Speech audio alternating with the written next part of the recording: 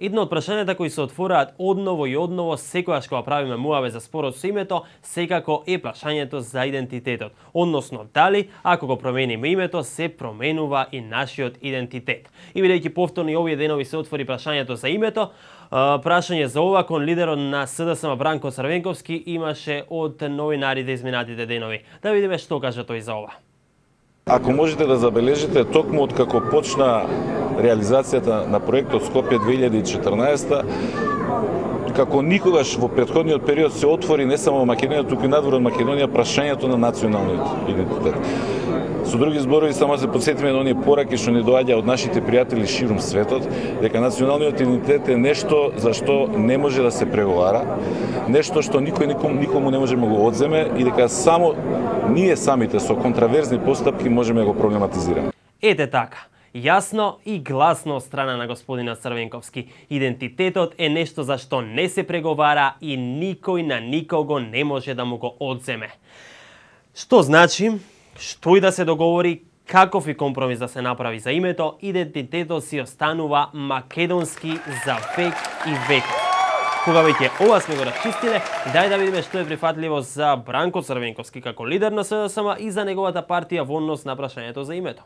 Тој процес единствено може да се води организирано од страна на тие кои што го имаат легитимитетот да ја водат државата, значи председател, премиерот, министерот за надворешни работи, а тие доколку имаат потреба да побараат поддршка од страна на опозицијата или граѓаните, ние сме тука.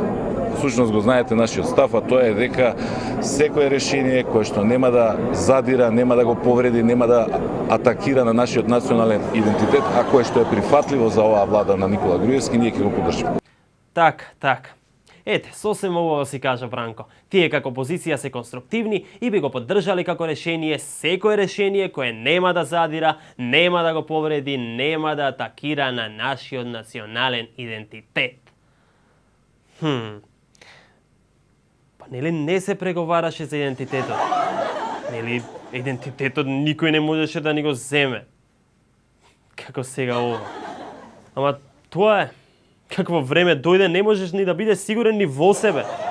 Дури не можеш да бидеш сигурен дека тоа што си го кажал пред една минута, после една минута ќе биде исто така. Или можеби дали ќе се допадне на јавноста да го слуша. И што правиме сега? Може да се случи власта да договори некој неразумен компромис, опозицијата да го поддржи и некој да дојде да ни го собере идентитетот. И после?